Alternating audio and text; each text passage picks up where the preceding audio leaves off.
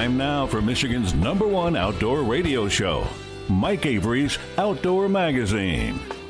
Outdoor Magazine is brought to you by J Sporting Goods, the Yider Insurance Group, Angler Quest Pontoons and Polarcraft Boats, the Forward Corporation, Primal Treestands, Shadow Hunter Blinds, Security Credit Union, Garber Chevrolet, and by Michigan Brand Meats. Now, here's Mike Avery.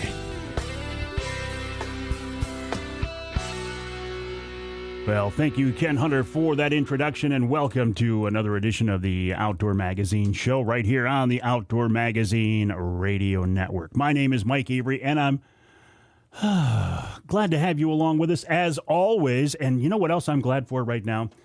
As we are in the studio this morning, the weather has changed. That heat wave has broken. Now, and it calls, looking at the weather forecast for the weekend, it calls for some cooler temps for the weekend too, but I could not be happier about that. It was so miserable last weekend. I don't care if I never see humidity and temperatures like that again, but I know I will. But in July, I mean, in August, you kind of expect it. But in July, it made for an interesting holiday weekend. We had fun. I hope you had fun. But now it's time to enjoy some cooler temperatures. All right, the big news this week for me and for many people across the state, the DNR announced who got bear and elk tags for this year. I was very, very interested in this. In fact, when they unveiled them online on the 6th, I stayed up till 12:01 a.m. to check my results. I did not get an elk tag, but that's not a surprise. I didn't expect an elk tag. I was pleasantly surprised, though. I thought I screwed up, and kind of inadvertently, but kind of just not paying attention. I thought I applied for a cow tag, and I was convinced if I was ever going to get an elk tag, it would have been this year because I would have got a cow tag, which wouldn't be bad, but you know, I'd kind of like to hold out for a bull, even though I know I'll never get an elk tag unless I win the Pure Michigan hunt, which I think I will sometime. But the thing I was really looking forward to was a bear tag. I love bear hunting. I would give up deer hunting in a heartbeat if you told me that I could bear hunt every year. I wouldn't even look back. I wouldn't even blink an eye, and I wouldn't matter to me. You tell me I can bear hunt somewhere every year. If I've got to give up deer hunting, then I'm there. Boom, done. I might even consider giving up turkey hunting every other year if I could get a bear tag every year. I would not give up walleye fishing. So I've been jonesing for a bear hunt. I've missed 2 springtime bear hunts in Quebec because of COVID and 2 August bear hunts now in Ontario because of COVID. And I feel so bad for the people north of the border who, a lot of them have missed 2 years of income now because the Americans can't come in and spend their money and go fishing and hunting up there. I was able to hunt last year with Johnny Bowler, a 3rd season in Newberry with my recurve. Had a close encounter with a nice bear, but wasn't able to make it happen. But this year, I'm going to hunt, I think, probably with a crossbow. And Johnny and I had it planned. Okay, we'll move the blind back from the bait a little bit. He said it'll be a completely different hunt. Really excited about it. 3rd season in Newberry, I had about a 50-50 chance. I did not get a tag. And if you were in the studio with me right now, I think you could see a little tear coming out of the corner of my eye because I did not get a bear tag.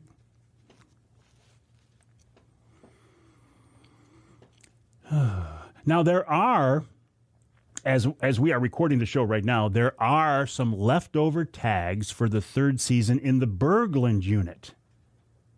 So I could go online and grab one of those here in a couple of weeks or whenever that date is. But in thinking about it, if I do that, and I don't know anybody over in Berglund that I can hunt with, and it's a pretty good drive from my place to keep baits going. It just wouldn't be feasible.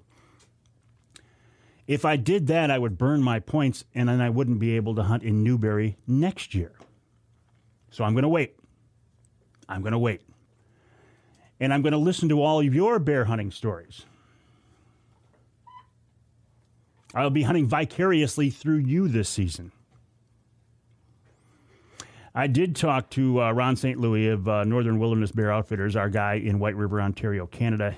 Again, as we are in the studio right now, he hasn't officially pulled the plug on his operation, but the government up there isn't giving him a lot to work with, and I suspect that by next week he will have to pull the plug on that hunt. So the good news there is, by the time we get up there next summer, those bears will not have been hunted for 2 years, so we should see some big bears.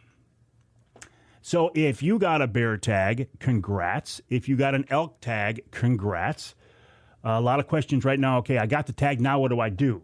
Unless you are able to bait your own, keep your own baits going, you're probably going to want a guide, or you're going to want to hunt with a dog hunter, somebody who runs hounds. Elk, same thing with elk hunting. Choosing the right hunting guide is the topic of this week's Ask Avery segment coming up at the end of the second hour of this week's show. But I will tell you this. A good guide can make a mediocre hunt enjoyable, and a bad guide can really put a damper on a hunt. So people say, how do you choose a guide? Well, you got to do your research, go online, talk to people. The DNR has some information on their website as to people who are guides. My advice, though, is talk to people who have hunted with a guide before. References, and not just people who are successful. My litmus test is if people who hunted with a guide in a previous season and did not take an animal, but would still go back and hunt again, that is a good guide. My fishing has been limited the last week because of Mother Nature and family obligations. I missed some really good fishing weather over the weekend, but we had other family activities planned. And, that's the way it goes. Sometimes there are things that get in the way of fishing. I know. Hey, I know. And then Mother Nature, of course, likes to get in the way of fishing sometimes, too. We had a day planned fishing with a buddy of mine and his son, and I could see the weather forecast, and every day it looked worse. The wind looked worse, and, straight out of the north. I told my buddy Lanny the night before, I said, we are crazy to plan a fishing trip for tomorrow. Now, I always say don't cancel a fishing or a hunting trip based on a forecast. However, when it gets to be a few hours before you're supposed to leave the dock and the forecast is still looking nasty and the winds are higher and higher, you got to think about it. Well, my buddy Lanny says, look, I got the day off. Matthew wants to fish. Let's go. I thought, okay, that angler quest can take a lot. It was a strong, strong north wind. There was nobody else leaving the marina. There was nobody else in the river as we left, the Saginaw River. We get out to the mouth, and there's whitecaps, and there's rollers, and it's just bumpy, and it looks nasty. I thought maybe we can duck behind the island. That is the only protected water around here, and it's our only chance that we're even going to be able to be on the water. Ducked in behind the island, and even in there, the waves were 3 and 4 feet. Made a couple of passes through there and said, that's enough. Now, I posted some video of this on online, and people said, hey, you always say that angler quest can get up on top of a chop. It can. But when you got 4-footers that are, a certain distance apart, even the angler quest can't get on top of those. You got a 3-foot tight chop, yeah, you can get up on top of it. So we trolled the river and caught a sheephead and a rock bass, and at least we were on the water, and at least we had some, good conversation, and it was fun. But I do have a couple of trips planned coming up here in the next few days. Really looking forward to getting back out there. Again, if Mother Nature cooperates. Speaking of Mother Nature, I got a couple of reports of the first cicadas buzzing. You know I love to keep track of these old sayings. The old saying is, from the time you hear the first cicada buzz until the first frost is 6 weeks. Now, I've been keeping track of this for years. My dad kept track of it for years, and it's not 6 weeks. I used to think, it's closer to 8 weeks. Well, now I'm thinking it's closer to 10 or 12 weeks. Because if you go by the first cicada buzzing this year, we would have our first frost at the end of August, and you know that's not going to happen. Well, we don't think that's going to happen. I do think, though, that it's accurate that the earlier the cicadas buzz, the earlier the frost, and the later they buzz, the later the frost. So just a mental note to keep in mind. I did have to put up the goose barricade this year. I thought I was going to be able to get away without it, get by without it. But when I'd look out in the backyard and there were 2 families of geese out there making a real big mess, I said, okay, that's enough. I put up my snow fence, my goose barricade. And now every time I see him swim by the yard in the pond there, I give him a little grin. Gotcha. Now you can't make a mess. Coming up on this week's Outdoor Magazine show, after the break here, Johnny Bowler, who is the guy I was hoping to bear hunt with, talking about bear hunting in Michigan, his operation. He also runs whitetail hunts. Bob Ransom of Primal Treestands joins me. And ground blinds. They make that beautiful Wraith 270 see-through blind, but they've got the new Breeze blind out. I think for early season hunters, like bear hunters and such, this would be a great blind. In hour number 2, J.J. Mertz of Mid-Michigan Community College. They have a program to help people get into the outdoor industry. Rachel Leitner from the DNR talks about how to transfer your tags if you were successful. This week's Ask Avery segment, again, going back to how do you pick a good hunting guide. And in hour number 3, Mike Thorman of the Michigan Hunting Dog Federation talking about the dog training season coming up, about running bears with dogs. He's also on the Michigan Wolf Hunt Advisory Committee. We'll talk about that and lots more. All that coming up this week right here on Outdoor Magazine.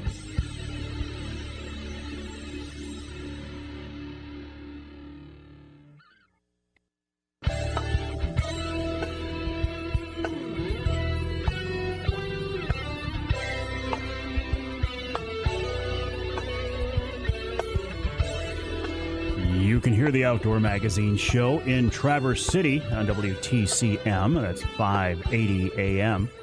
You can hear us in Tawas on WIOS, 1480 AM and 106.9 FM. And you can hear us in St. Joe on WSJM, 94.9 FM. This segment of Outdoor Magazine is brought to you by Boning Archery. Michigan-based Boning has been a leader in the archery industry since 1946 when Roland Boning invented Ferreltite. These days, the company continues to innovate, continues to come up with new products for target archers and bow hunters. And the really cool thing is, this is the 75th anniversary for Boning Archery. They've got a lot of cool celebrations coming up, a lot of cool products and such. Check them out online at boning.com, B-O-H-N-I-N-G, boning.com. Well, I told you I didn't get my bear tag. I'm absolutely heartbroken. I was really looking forward to going back to the Newberry area and hunting with a new friend of mine. His name is Johnny Bowler.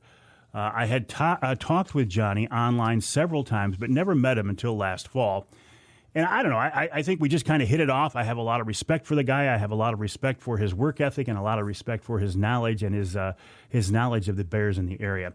So I thought, even though I'm not going to be hunting with him, a lot of you have bear tags. It'd be a great time to get Johnny back on the show and talk about bear hunting in Michigan in general. And he was able to carve out a few minutes for us this morning. And Johnny, I appreciate it. How are you? Good. It's hot, then it gets cold up here, but just a night. We got a little more rain for the mosquito hatch, so typical UP. There you go. Typical UP, and also typical in the UP. You're part of the UPs. You got a lot of bears around there, Johnny, but I'm not going to be hunting them with you this year. I know. Well, we will be, but not bear.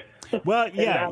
and not up here. Well, yeah, you are going down to Ohio with us to hunt whitetails with Bill Piles of Ohio Bow Hunting Outfitters. And also now, as part of your operation, you do run a few whitetail hunts up there in the UP too, don't you? Yeah, I try to get a few people, Mike. It's a lot different. There's not the deer that used to be. And I explained to the hunters that they'll see some does for sure, and you know, you got a good chance at a nice mature buck, but it does get rough. Well, and you can bait there in the UP, which helps out too. Oh, for sure. And baiting is also how you attract bears too, right, Johnny? I mean, you can't just wander out through the UP, the bush in the UP, the woods, and stumble into enough bears to make it a hunt. You pretty much got to bait them or run them with dogs, right? For sure. Yeah. You might be the lucky guy that just riding around and sees one, but good luck at getting a shot at them because they take off pretty fast. One of the things I've learned about, I've been bear hunting for many years now, is this whole concept of baiting. Everybody does it differently, but I don't know if it's an art form or if it's a science, but the successful guides, the successful hunters have a real good system for baiting. What's yours, Johnny? Well, I like to mix it up a little bit. Sometimes the main thing is to get them started. Once you get them started, they're going to be there. Second thing is if they start coming in after dark, what I like to do is leave them go one day, and then, every other day bait them, and they seem to get a lot hungrier, and it just changes them up enough to come in. We experienced a little bit of that last year, and of course we had some bad weather on the first opening weekend there, but we ended up getting them turned around. Well, yeah, and in my case too, we really tied my hands by hunting with a recurve because I had to sit so close on that bait that I think that was probably a factor, Johnny. Well, you still had them get there. Yep. They still came in. So, just getting them to cooperate is one of the hardest things to do. What have you got one with a crossbow rifle? For sure, but I wasn't about to change that on you because you had your mind made up, and I leave it up to the hunter.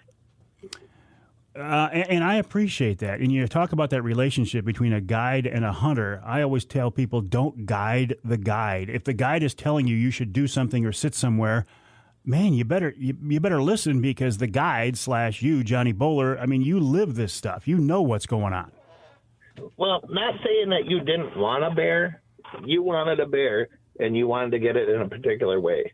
Okay, so you shot bear, and this was your other option that you wanted to do. You know as well as I do that ground blind that was another 15, 20 yards behind you. There'd have been a dead bear for sure. How far do you, for the average hunter, how far do you set your blinds back from the baits, and do you also use tree stands or is it all ground blinds? I use ground blinds, but if a person wants to use a tree stand, I have them bring their own. And we try to get it up, at least a week or two before they come to hunt. And the reason for that is the tree stands that I have might not be comfortable, might not be the easiest way to get into. And so then there you are in trouble with not having the right setup, and then a person can't because he's going to be antsy and going to have to move. That's why I recommend if you want to hunt out of a tree stand, you can bring one and we will put it up. Yeah, that's the thing about bear hunting, especially here in Michigan. There's going to be a lot of waiting. You might get lucky and sit down within the first hour, have a bear come in, but there's more than likely there's going to be some time spent in the woods. And if you're up there in a tree stand, exposed, fighting the bugs, you're going to start moving, and the bears are going to pick up on that. For sure.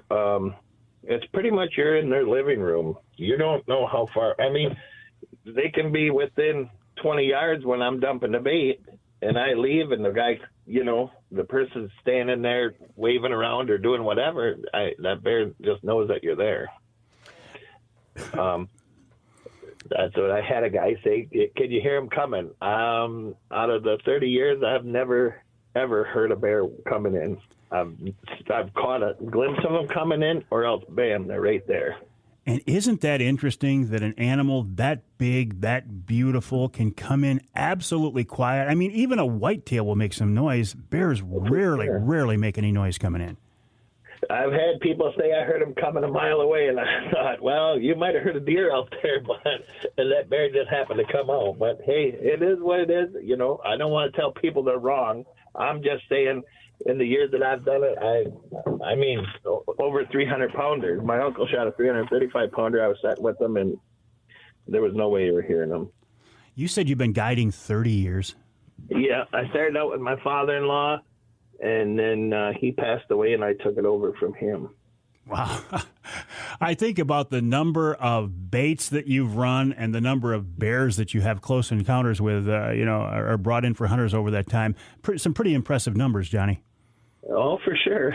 It's been, I've seen all types of hunters, Mike, and hey, it is what it is. But if you want to get a bear, like you said, that if you hire a guide to help you out, you should definitely listen to what he has to say, because it's a big waste of time if you don't. It's a waste of time for everybody.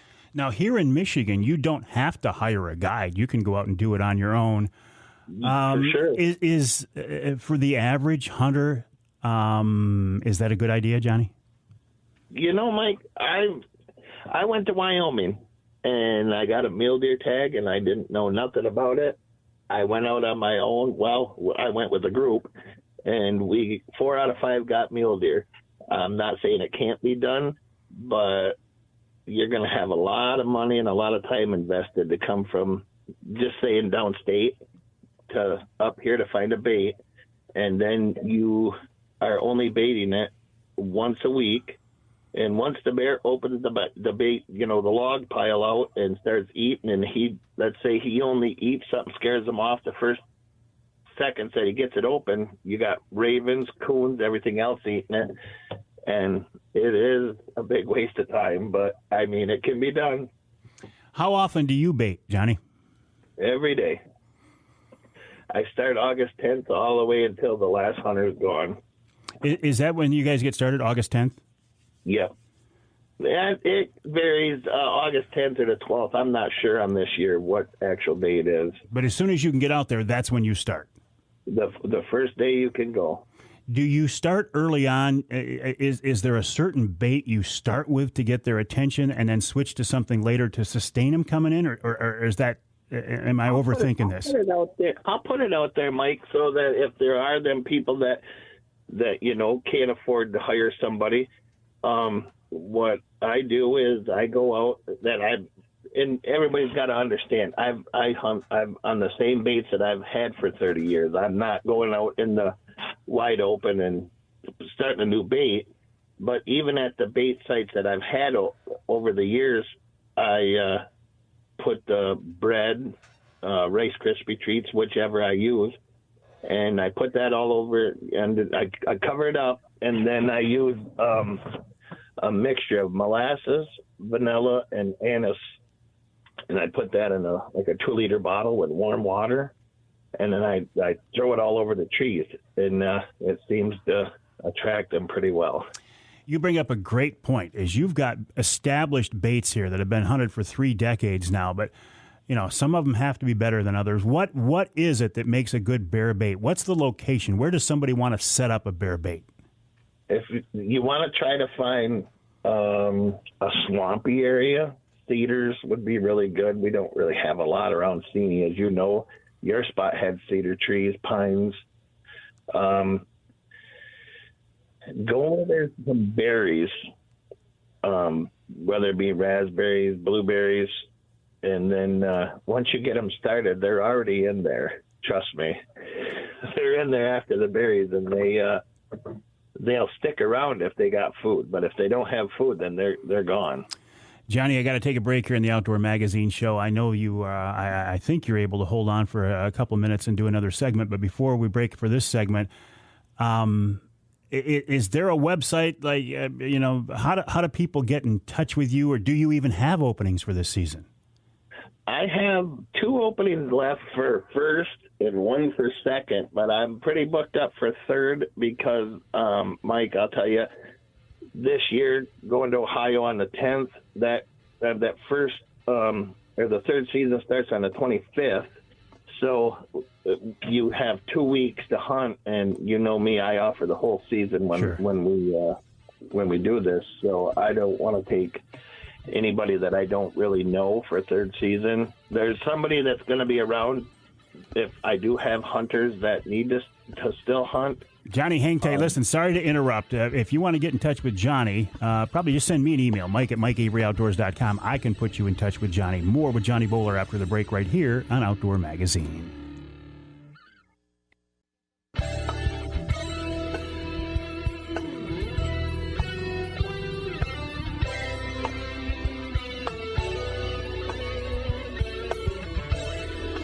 You can hear the Outdoor Magazine show in Alpena on WZTK, that's 105.7 FM. And you can hear us in Battle Creek on WBCK 95.3 FM. This segment of Outdoor Magazine brought to you by Speedy Blaze.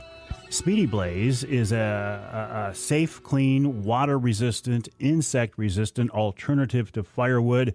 It's safe to cook over because it's made from recycled hardwood. You can put it in your grill, your smoker, your fireplace, your fire pit, any place you can burn wood, you can burn Speedy Blaze. It burns hot, it burns clean, and it burns down to ash. Check them out online at speedyblaze.com. That's speedyblaze.com. Right now we're talking about bear hunting in Michigan because the DNR just announced who got bear tags for 2021. I was not one of them. I'm brokenhearted, but if I did have a tag, I'd be hunting with Johnny Bowler in the Newberry District. We were hoping to do the third season. It didn't work out. But Johnny, you were talking about baits and different critters that might come into your baits. Listen, last year I had a wolf come into my bait. What's your wolf situation like there around Seney? We have plenty. I told you you'd see one, but we didn't see one. But the first time we were out putting that blind up, remember that one howled off. And, and we did have one. And we did have one come in on trail camera during the daytime. But I guess the point is, listen, it's don't be surprised if you're in the UP in certain parts sitting over a bear bait and you have a wolf wander in. Right.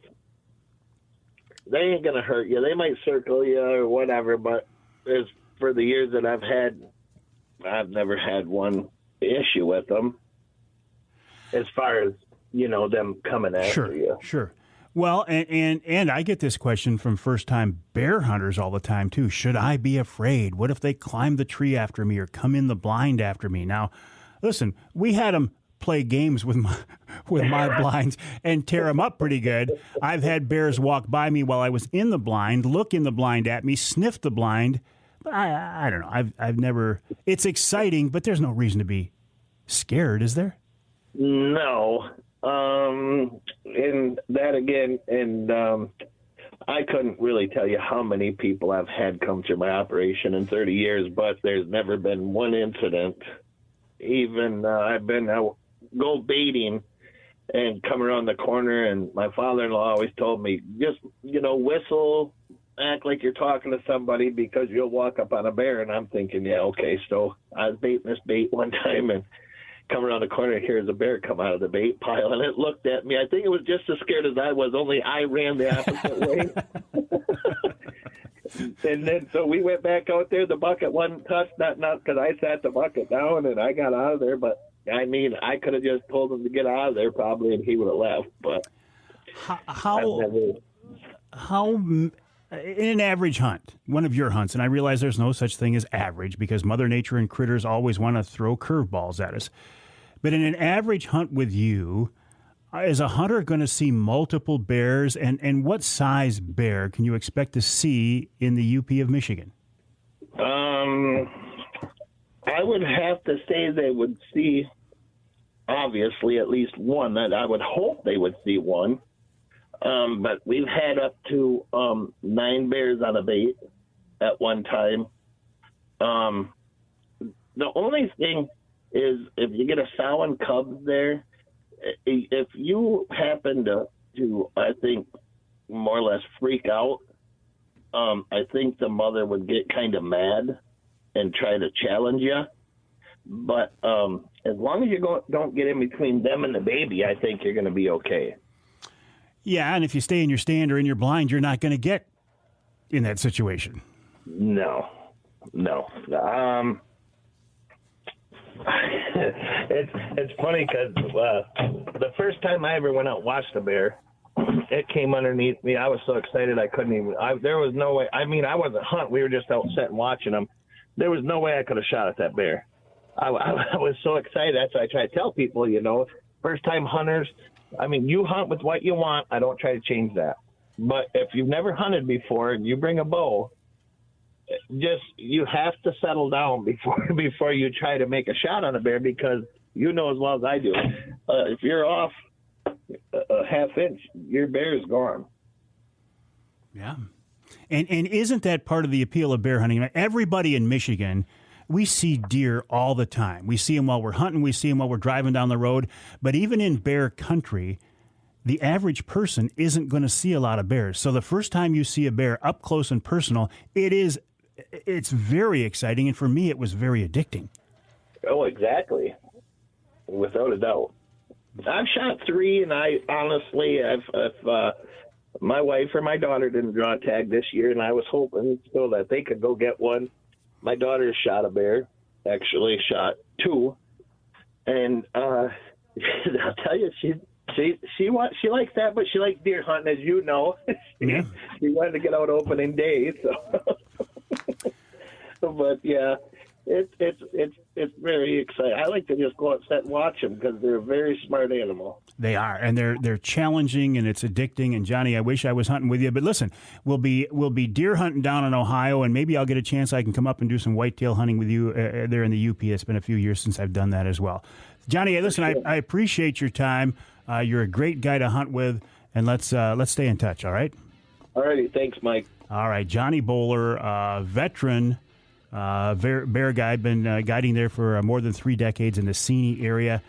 Johnny's got a few openings. If you want to talk with him about getting together for a hunt, probably just listen. Just send me an email, Mike@MikeAveryOutdoors.com, Mike@MikeAveryOutdoors.com, and I will make the connection between you and Johnny, and maybe you'll be bear hunting with Johnny Bowler in the UP. I'm not, so somebody might as well be. If I was going to be there, it would be in a Primal Blind, more with Bob Ransom of Primal, coming up after the break right here on Outdoor Magazine.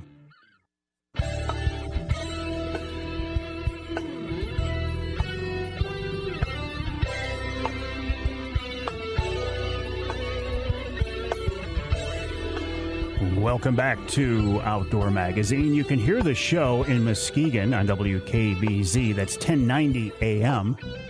You can hear us in Port Huron, WPHM 1380 AM, and north of the bridge in Newberry, WNBY 1450 AM. This segment of Outdoor Magazine brought to you by MUCC's On the Ground program. OTG is a program to improve habitat for fish and wildlife across the state. For details, check out the Michigan United Conservation Club's website, MUCC.org. That's MUCC.org. By the way, if you want to save 25% on your MUCC membership, use the promo code Mike, all caps, MIKE, and save 25% on your first-time membership or your renewal. That's at MUCC.org. While you're online, please check out my website, MikeAveryOutdoors.com, and then head on over to OutdoorPregame.com. OutdoorPregame.com, a place you can buy some great products from Primal Treestands at some deep discounts. Bob Ransom, the man behind Primal Stands, with us now on the Outdoor Magazine phone line. Bob, welcome back. How have you been? I've been great. Thank you, Mike. Always a pleasure to have you along with us. Now, listen, you and I have talked before about this Wraith 270 see-through blind that I have just absolutely fallen in love with. I've used it bear hunting, deer hunting, turkey hunting. But, Bob, I had a chance late in the spring turkey season to try your new Breeze blind, and I was very impressed with that one as well. Well, thank you, Mike. We designed that blind for warm weather hunting because, when you get inside of an enclosed blind sometimes, it can be unbearable. Absolutely. And I was thinking, we just, bear tags just came out earlier in the week. A lot of these early season bear hunters, the early season whitetail hunters, it's still going to be warm out. Yes, October 1st or with the youth hunt in September. Oh, yeah. Yeah, that's probably the best time to have a breeze blind with the youth hunt.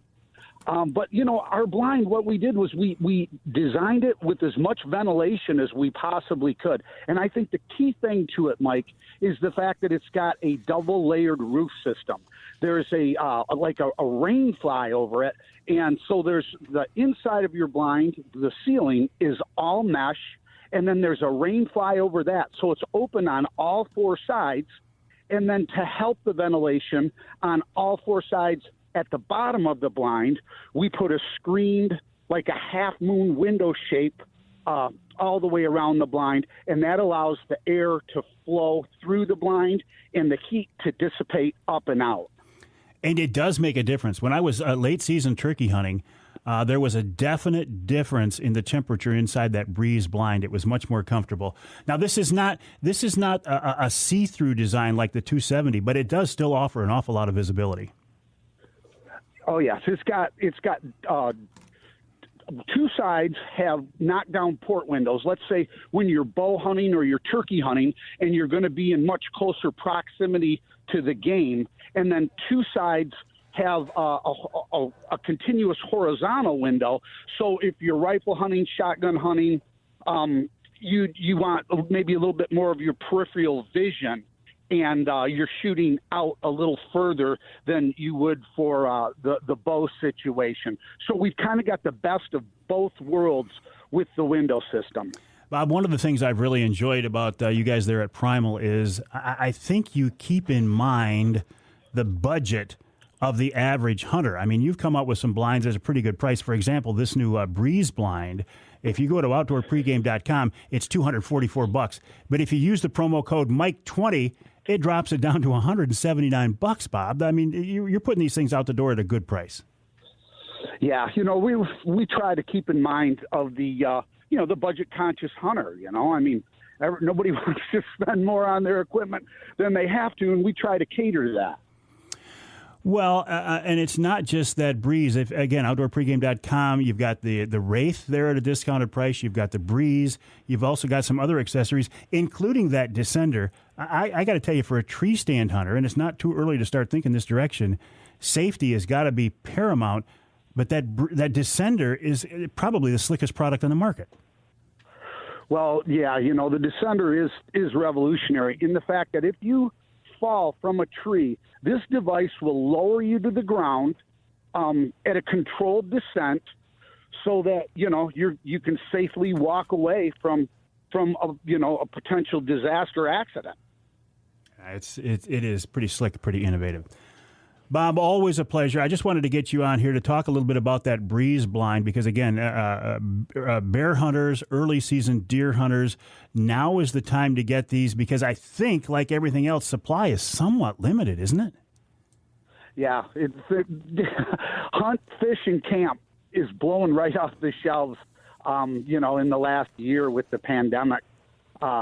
People with the idea of finding something to do to occupy their time and also incorporate social distancing, anything that has to do with hunt, fish, and camp is in high demand. Absolutely. So go to outdoorpregame.com, use the promo code Mike20, get deep discounts on the Wraith 270 that I've talked so much about, and now this new Breeze warm weather blind. Bob, keep up the good work. You've been around the industry for a long time. You continue to innovate and come up with new products, and I appreciate it. Thank you, Mike. Bob Ransom of Primal Treestands. A couple of websites for you. primaltreestands.com to check out all the products, but if you want to get some deep discounts, go over to outdoorpregame.com, outdoorpregame.com. Again, use the promo code Mike20, and for example, you can get that Breeze blind for $179. We will take a break for the top of the hour. When we come back, J.J. Mertz of Mid-Michigan Community College, they've got a program to help people get into the outdoor industry, like Bob Ransom spent his career there. Bob could have benefited from this new program at Mid-Michigan Community College. Coming up in hour number 2 of this week's Outdoor Magazine.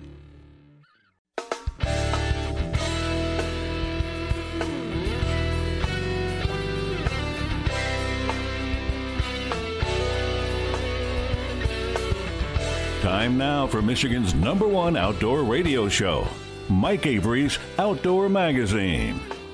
Outdoor Magazine is brought to you by Jay Sporting Goods, the Yider Insurance Group, Angler Quest Pontoons and Polarcraft Boats, The Forward Corporation, Primal Treestands, Shadow Hunter Blinds, Security Credit Union, Garber Chevrolet, and by Michigan Brand Meats. Now, here's Mike Avery. Indeed, this is the big guy, Mike Avery, and welcome to hour number 2 of this week's Outdoor Magazine show right here on the Outdoor Magazine Radio Network. So glad to have you along with us. Also, so glad that, at least in my part of the world, as we're here in the studio, the weather has broken a little bit. It was so hot and so muggy. Now, it's still a little bit muggy outside. It's about 20 degrees cooler than what it was it makes it hard to get things done outdoors when it is so miserably hot and so miserably muggy. But you know what? It is what it is. I mean, Mother Nature is going to do what she wants, and we, as folks who love the outdoors, just have to deal with it. And like I always say, that's one of the things I love about this outdoor lifestyle is the challenge of dealing with Mother Nature and fish and critters and trying to get them to do what we want them to do in the constraints and confines and of the weather. In this digital world that we live in these days, you press a remote at something and it turns on, it changes the channel, you touch a screen and it reacts. You pick up your phone, you call somebody, you take pictures. It's immediate. It's immediate gratification. Not so in the natural world. And that's the challenge. And for me, I think that's a lot of the appeal. You know, I said this is the Outdoor Magazine radio show. The lines are so blurred these days. People, I hear from as many people now who say, hey, I was listening to your podcast over the weekend. Really? Where'd you listen to it? Oh, I listened to it on my local radio station. That's not a podcast. That's the radio show. But I get it. If you're not in the business, if you're not in the industry, podcasting is the hot term these days.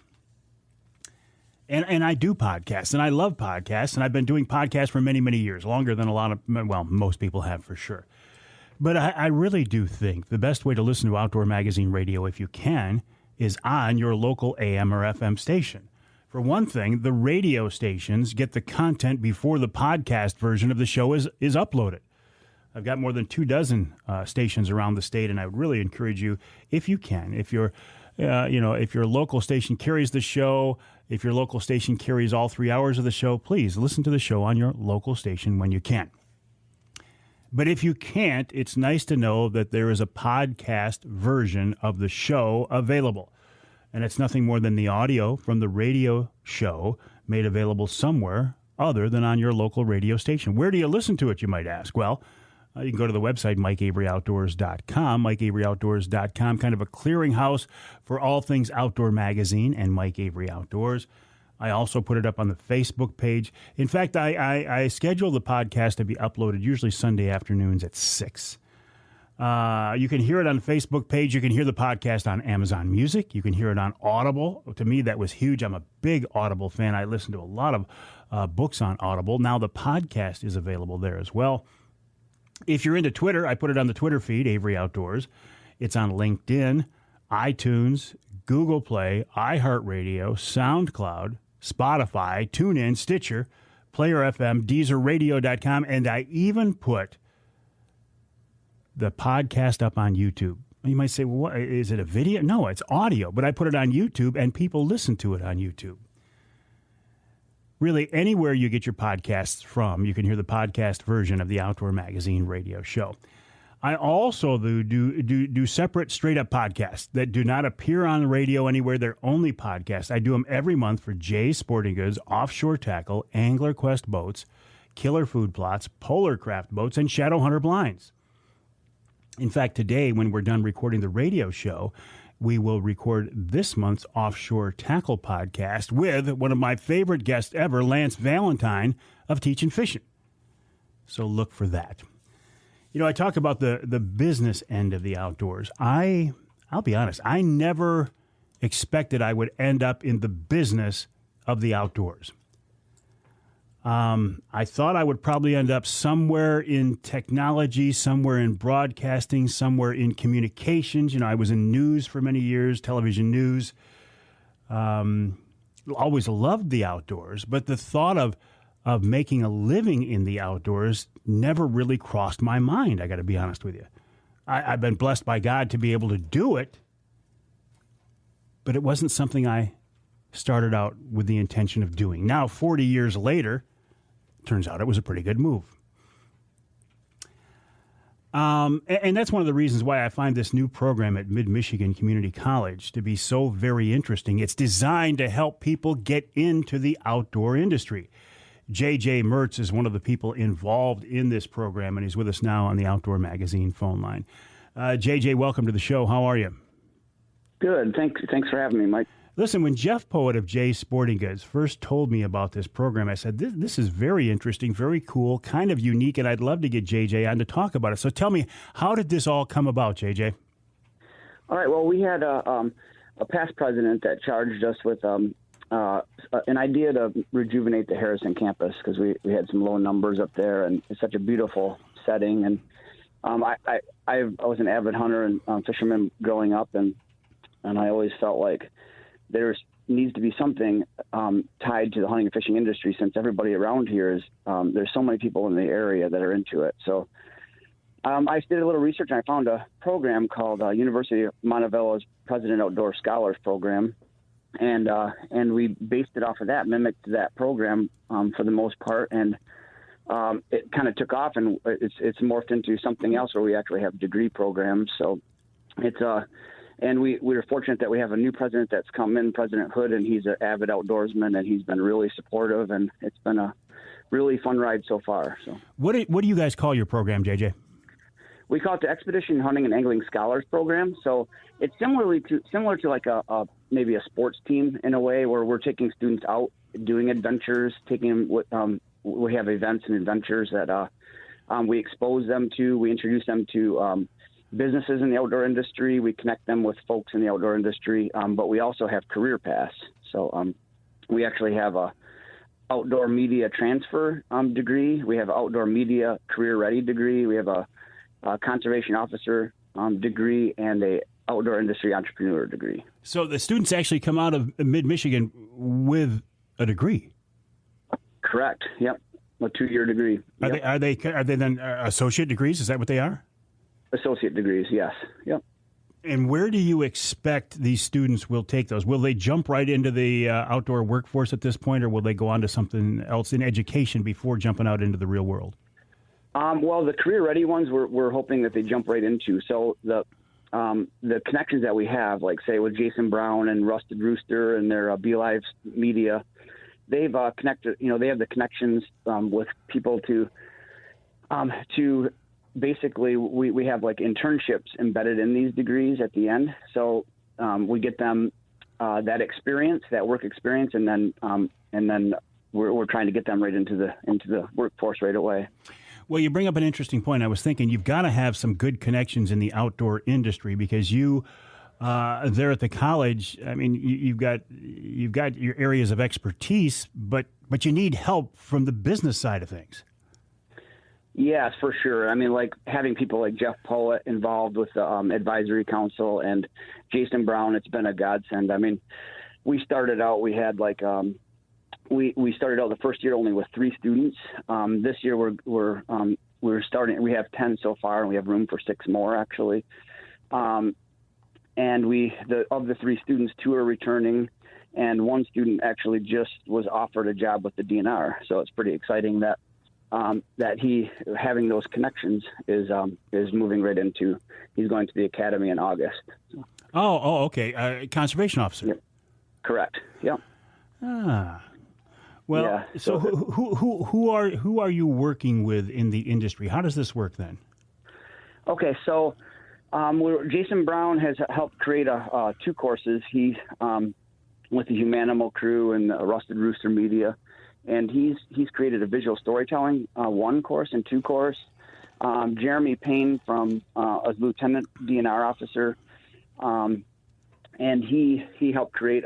We have a safety and survival course where it'll be taught by Dan Robinson, a SEAL officer in our area this year, and students will get certified as well in those ways. And then we're also connected to like Jeff Poet, who's connecting us with people like such as yourself. And we'll do tours of outdoor industries, things like that, to just to expose students to the job potentials in the outdoors.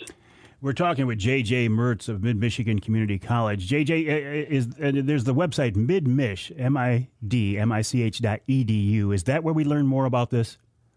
Yes, yep. You can actually even just Google Expedition Hunting Angling Scholars or type that in when you're in Mid's website, and you can find out more. And students that are in the that apply for the Expedition Hunting Angling Scholars program and choose one of those 3 career fields, they will get a opportunity to do at least one adventure every semester free of charge. For instance, where President Hood has organized for the second-year scholars, we're going on a Utah elk hunt. Hang tight. Listen, we got to take a break. But you start talking about going on a Utah elk hunt as part of a program that gets my attention. We're talking with J.J. Mertz of Mid-Michigan Community College. The website midmich.edu. That's midmich.edu. Take a break here in the Outdoor Magazine show. More with J.J. Mertz. Then after that, Rachel Leitner of the DNR. Talking about how you can transfer your bear or elk tag. I don't know why you'd want to do that. I want to use it. Transfer it to me if you want. And then this week's Ask Avery segment, how do you choose a good hunting guide? All coming up at hour number 2 of this week's Outdoor Magazine.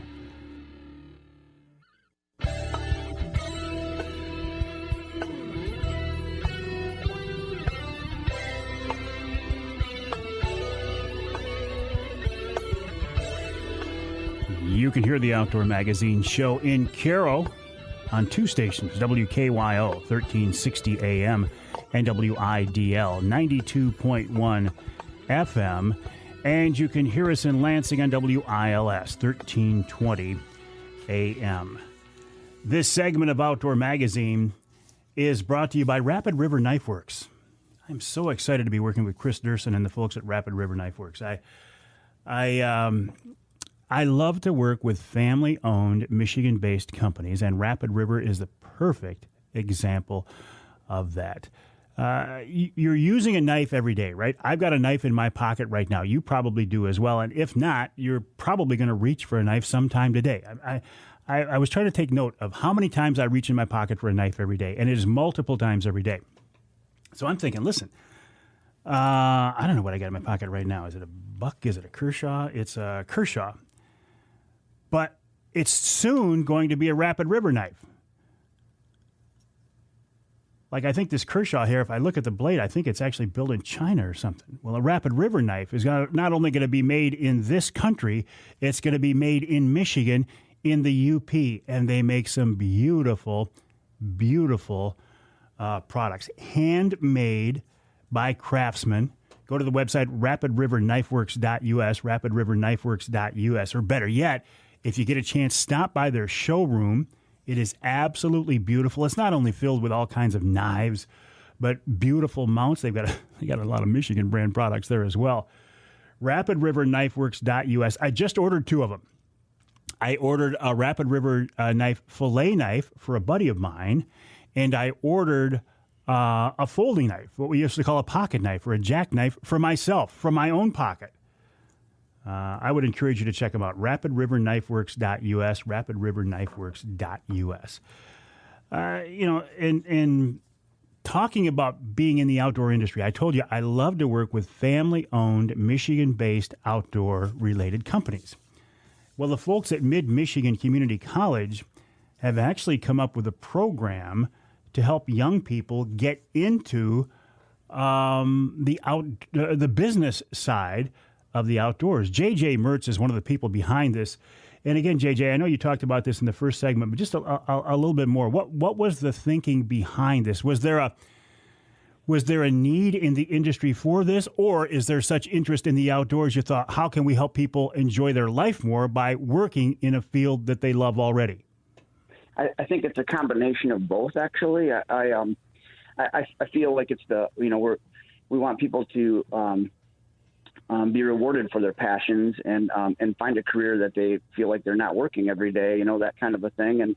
And how, people that are into the outdoors, how it's, part of their life. And so just promoting that, and also the need, like when we organized the advisory council for the Hunting Angling Scholars Program, we invited people such as Jason Brown and Jeff Poet and Jeremy Payne, and they recognize that there's a need also in their fields where we need a pathway for these folks to go into it. So, for instance, Jason noticed that they were finding people in the industry that were really, really good with the cameras and really good, but they didn't have that outdoor experience. So combining people with their passions and their experience and the ability to run the cameras and and edit the video and that kind of thing will really help for their industries as well. So, are there jobs out there?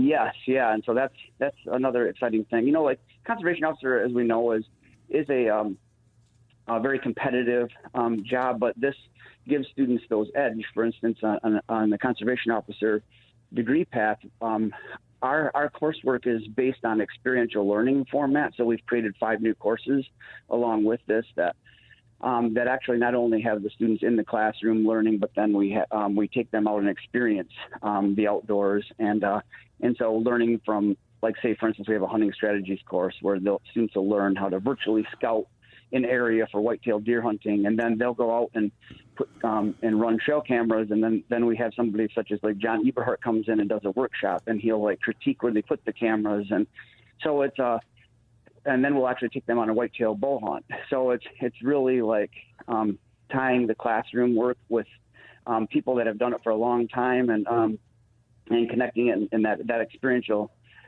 platform is what is kind of needed in say like the conservation officer format. So JJ, as an advisor, I think it's only fitting that you should go on these whitetail hunts to kind of keep an eye on things. Yes, correct. Yep.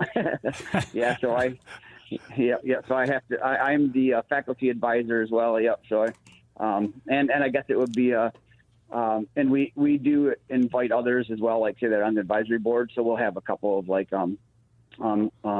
people that will go, like for instance the elk hunt that I had mentioned earlier. That's a pretty exciting adventure that the president has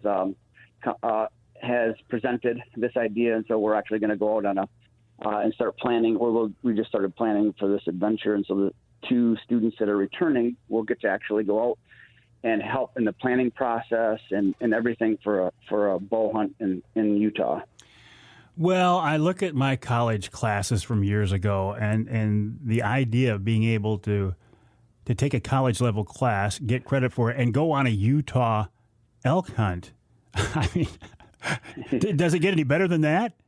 Exactly. And another like exciting thing I think, I think the connections is really what excites me about it. Is like, for instance, Jason Brown taught a virtual storytelling course this semester, and the students helped run the whole thing. So they were the production crew, and they actually doubled up on turkeys. And then if you go on Humanimal's website, their 989 club, the students actually like helped edit. They did the whole process of it, and they got their first credentials in the industry. So they're on a national website, and they have a 5-minute, video of them doubling up on turkeys where they're behind the cameras and they did all the work. And they also, Thad Tanner, one of our students, was invited out to the Kiefer brothers, the Humanimal crew, out to their Ohio hunting camp and their Kansas hunting camp, and he videotaped Jason shoot a nice buck, and that'll be on the Outdoor Channel. So, they're getting that real life experience that's going to help them get jobs in the future. No, I think that's very cool. When you talk about the types of experiences with Jason Brown and those guys, and then John Eberhardt, I mean, it doesn't get any better than that. So you have teamed up with some top tier people, that's for sure. Exactly. Yep. It's exciting, and it's we're hoping it just continues to grow, and we expect it to, and I can see other pathways branching off of this. So this will be the first year where we actually have the 3 career-ready pathways. We had the outdoor media transfer last semester. Now we're rolling into the conservation officer, outdoor media, and the outdoor industry entrepreneur, where there's 3 semesters on campus, and then the last semester is all online and an internship. Or actually, if you are going in to be a conservation officer, you get 16 credits for the academy. So you go out to do the academy, if you make the academy, you're actually hired, or you can do a police academy, so it can be any CJS, and you'll get those 16 credits for that, and it'll make you more marketable if you say you didn't make the academy the first time for the next go around. So. And these are all based out of the Harrison campus? Actually, we take classes. They're offered at both campuses, but for the most part, most of the program is, like all the HAS courses are based out of the Harrison campus. We have the Poet Outdoor Education Center, and that's where we host our courses. Is this the time right now, if a student wants to get involved in something like this, is this the time to sign up? Yes, definitely. Yeah, we still have 6 available slots for the Expedition Hunting and Angling Scholars Program, which students will receive a scholarship as well, similar to like an athlete. and like the sport, football, baseball, something like that. But they're and then they'll be offered these events, one adventure, such as we've mentioned, like we'll do an Ohio bull hunt. We're doing a guided duck hunt this year. We're doing a tails of wagon pheasant hunt.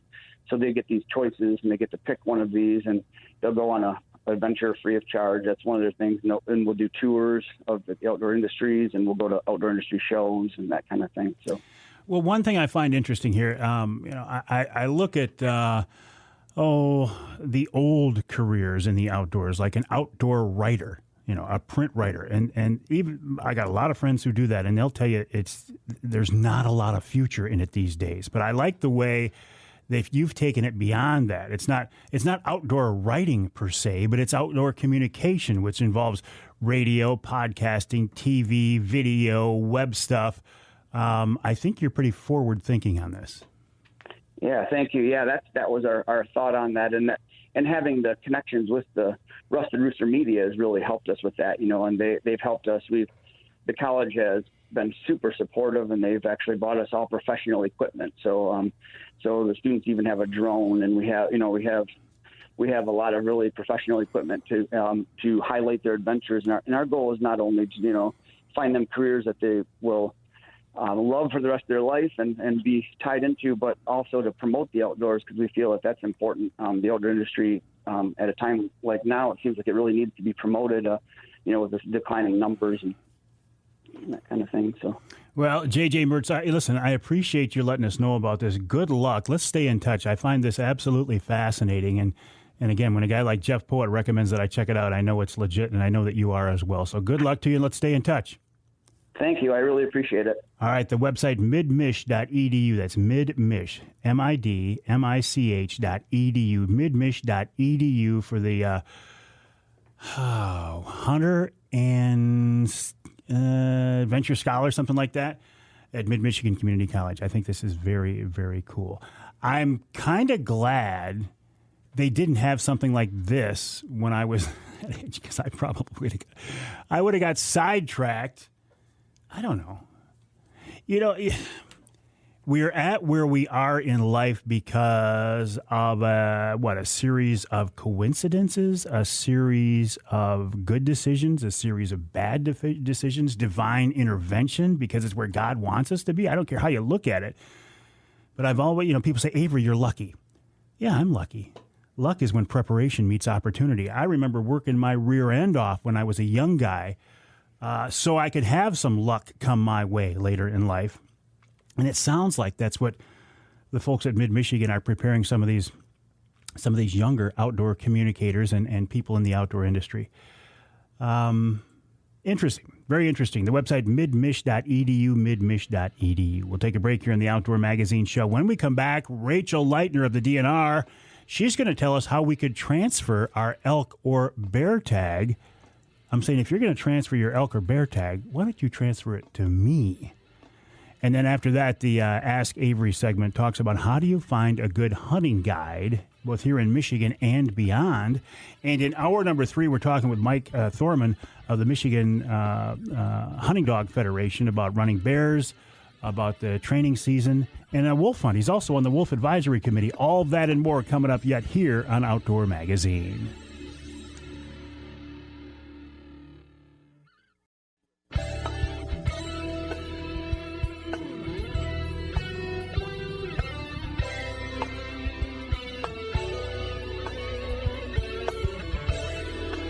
You can hear the Outdoor Magazine Show on Big Country Gold in Sheboygan, WCBY, AM and FM, 1240 AM, 100.7 FM. And you can hear us in Flint on Sports Extra, 1330 WTRX. This segment of Outdoor Magazine brought to you by the Linwood Beach Marina and Campground. Linwood Beach can be your year-round Saginaw Bay fishing destination and your Mid-Michigan Tracker and Angler Quest headquarters. For more info, check them out online at linwoodbeachmarina.com. That's linwoodbeachmarina.com. Well, I was online this week at 12:01 a.m. on the 6th. I was checking the DNR's website for the results of their bear and elk drawing. And guess what? I didn't get either one. I didn't expect an elk tag, but I was cautiously optimistic on a bear tag. Rachel Leitner is with the DNR. She's with us to talk more about that. Rachel, welcome to the show. How are you? Howdy, Mike. I am doing well. How are you? Well, listen, I could be better if I would have got a little more cooperation. I'm so sorry about that. Oh, so Rachel, this is it is there are certain times that are highly anticipated, and this was certainly one of them when these drawing results get announced. That's got to be quite a process behind the scenes, and something that you got a lot of eyes on you waiting for something like that, don't you? Oh, we sure do. Yeah. I mean, this year alone, we had about 60,000 people apply for a bear license. And then there was about an additional 49,000 people who applied for an elk license. So there's lots of work that goes in behind the scenes. And we just really want to make sure it goes smoothly for folks when, as you mentioned, 12:01 a.m. on July 6th rolls around, because it's, for many people, one of the very best days of the year. Oh, or the worst. The 60,000, how does that compare to previous years for interest in bear hunting? So we saw an increase of a couple thousand licenses. Last year, there was about 57,000, just over 57,000 applications for bear licenses. And we saw the increase in elk applications, too. So this year, there was about 49,000, but last year there was about 44. So a couple thousand more people had applied for applications this year. So 60,000 applied for bears, and how many tags did you let out? We let out 7,001. You couldn't make it 7,002, could you? Sorry, Mike. I'm not going to give up. And on the elk, you got 49,000 who applied? Yep, 49,117, but we issued 260 tags. 80 of them were any elk, and 180 of them were antlerless. Yeah. Okay. All right. So now, is this all cast in stone now? You either got a tag or you didn't? I mean, I hear these rumors about people who want to transfer their tags to somebody else. Tell me more about that. Sure. So a lot of times we'll see that you've finally been drawn successful for this license you've been applying for a long time, but then suddenly you can't go on your hunt, something comes up, whatever the matter is, you don't have to let that drawing success go to waste. You can actually donate the drawing success to someone who is eligible to receive a transferred license. Now, the eligibility to receive a transferred license is very specific. So youth hunters who are 16 and younger who applied for an elk or bear license, they are eligible to receive a transferred license, or anybody who has an advanced illness can also receive a transferred license. Now, the caveat also is, so you can transfer your license to those folks if you know them, or if you don't know a youth hunter or someone with an advanced license, you also can transfer your license to someone on the DNR hunt waiting list. So the DNR hunt waiting list has the same requirements for people 16 and under who applied, or someone with an advanced illness, and you can sign up essentially to be donated a hunt later in the year. Ah, that's very interesting. So the tag, if you can't use that long-awaited tag, at least there's a way to make sure it doesn't go to waste. Exactly. So it's a really good way to make sure no tags go unused, that we're still meeting or attempting to meet our management goals, and you're providing an opportunity to hunt to someone who otherwise would not have gotten this chance. So is there any system in place where under this scenario, okay, I've been waiting for 10 years for a bear tag, I finally get it, for some reason I can't hunt. Can I just, can I put it back into the pool and save my points, or when I transfer a tag, do I use up those points? So there's some caveats to this. So if you're considering transferring, I highly recommend you go to the DNR website, to the Bear and Elk Hunt transfer page, and make sure you read all the information there. So if you've been issued a license, that license is waiting for you. It's not going to go back into a pool unless you opt to transfer that tag. So if you learn you can't hunt, the best thing you can do is transfer your tag. Now, if you choose to transfer your license to someone that you know, so if you know a hunter who's 16, wasn't drawn for a bear license, you want to transfer your tag, your points will not be restored. However, if you transfer to an unknown person on the DNR hunt waiting list, then you can request to have your points restored. Depending on the situation, you can be approved or denied. Very interesting, Rachel. I appreciate you bringing us up to speed on that. The website, michigan.gov/DNR, michigan.gov/DNR. If you can't use that tag this year, no sense letting it go to waste.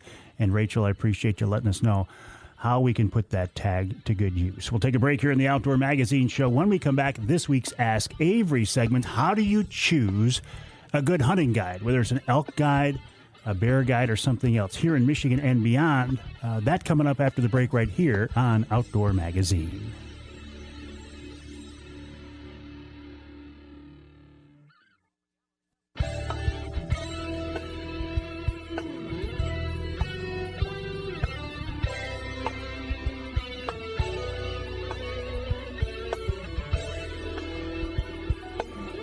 Outdoor Magazine. So glad to have you along with us. You can hear the show on more than 24 stations across the great state of Michigan, including WMIC in Sandusky, that's 660 AM and 95.3 FM. And you can hear us in the Sioux on ESPN 1400 WKNW. The Ask Avery segment is brought to you each week by my friends at Security Credit Union. Security Credit Union loves to work with outdoorsmen and women, and they can help you with your next outdoor adventure. Check them out online at securitycu.org. That's securitycu.org. This week's question is one that I've had from several people this week, so I can't attribute it to just one person, but I've had several people ask me the question, and this is related to the fact that the bear and elk tags came out earlier in the week. They say, Avery, how do I choose a good guide? Now, keep in mind here in Michigan, you don't need a guide to bear hunt or elk hunt. You can do it on your own. But for most people, a guide is the way to go, because in the case of bear hunting, if you're hunting over bait, if you live downstate, it's almost impossible to keep a bait going at the rate that you need to have a good hunt. And elk hunting, it's you're not hunting over bait, obviously, but the local guides up there will have an idea where the animals are. There's a lot of country up there in the Pigeon River area. So a guide is oftentimes a good way to go. The DNR does list guides on their website. Michigan Hunting Dog Federation lists bear hunting guides on their Facebook page as well. What I don't know is how much behind-the-scenes info you can get. For example, if the DNR says, okay, this guy is a bear guide or this guy is an elk guide, that only tells you so much, is that they put a shingle out and says they're a guide. My advice, if you want to choose the right guide, is to talk with people who have hunted with them before. Get references. But don't just rely on references that the guide supplies you. Ask for names of hunters who have been with that guide before and didn't take an animal. That's the litmus test. Because you can have a great hunt and not take an animal with a good guide. But if you're with the wrong guide, you can take an animal and still have the experience somewhat lacking. So ask for names of people who have hunted with them in the past that did not take an animal. And if they say they would indeed come back and hunt again, that's a very, very good endorsement. Find out if the price includes lodging, if the price includes meals. It's not going to include license because you've got to get that separately from the DNR. Is it a package or is it just the hunt itself? And different guides will do things differently. There is no right or wrong way of doing it. And talk to your friends. Reach out to your friends. Okay, have you been elk hunting before? Who did you use? Did you have a good time? What can I expect from the hunt? Ask the guide what you can expect. Not whether you can expect to kill an animal or not, because that's impossible. But ask them, what is the type of hunt? Is this a hunt over bait? How for bear? How far are the blinds or stands from the bait? Elk hunt, is it the type of thing where we're going to drive the two tracks and look for animals and then get out and shoot them on the side of the road? Or are we going to get back into the back country and walk them down and find them? Whatever. There's no right way or no wrong way of doing it, but know what the type of hunt is before you sign on the dotted line. It's really up to you to do your research. The internet is a great way to research these people. Search their name, search the name of their business, and learn as much as you can about them. I have hunted here in Michigan and other states, other countries, other continents, with some really, really good guides, wonderful guides and outfitters, and some that haven't been quite so good. I've told the story before about a guy I hunted with in Alaska that was so shady that when the Alaskan DNR saw him on TV at the TV show, they called me back. They ordered me back to Alaska to testify against the guy. I was with an elk guide in Colorado one time that he wouldn't let us go down in the canyons where the elk were. He wanted us to hunt them up on the alfalfa fields at the top of the bluffs and the plateaus. Problem was the elk weren't there. They were down in the canyons, but we couldn't go down after them. And I've hunted with other people who would bend over backwards. They would do whatever they could reasonably, legally, and ethically to increase your odds of getting an animal, but more than that, increase your odds of having a good time. Because isn't that the ultimate goal? You've waited a long time for this tag. You've spent a lot of money for this tag, whether it's Michigan or beyond. You want to have a good time. The animal, the kill, the harvest is just a bonus, a very nice bonus in some cases. If you get a freezer full of venison, elk venison. But do your research. Talk to people who have hunted with them before. Check around to your friends. And again, talk to hunters who have been with the guy or gal and did not take an animal. Would they go back? If they would go back, you're probably going down the right track. And again, thank you to our friends at Security Credit Union. Security Credit Union loves to work with outdoorsmen and women, and they can help you with your next outdoor adventure. Check them out online at securitycu.org. securitycu.org. And if you have a question for the Ask Avery segment, feel free to let me know. My email address is mike@mikeaveryoutdoors.com. That's mike@mikeaveryoutdoors.com. We'll take a break for the top of the hour. When we come back in hour number 3, Mike Thorman from the Michigan Hunting Dog Federation. No Chef Dave Miner this week, but we'll get by. Coming up in hour number 3 of this week's Outdoor Magazine.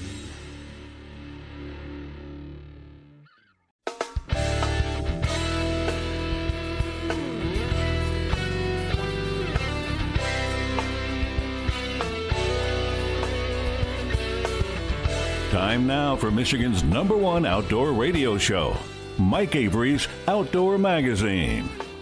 Outdoor Magazine is brought to you by Jay Sporting Goods, the Yider Insurance Group, Angler Quest Pontoons and Polarcraft Boats, The Forward Corporation, Primal Treestands, Shadow Hunter Blinds, Security Credit Union, Garber Chevrolet, and by Michigan Brand Meats.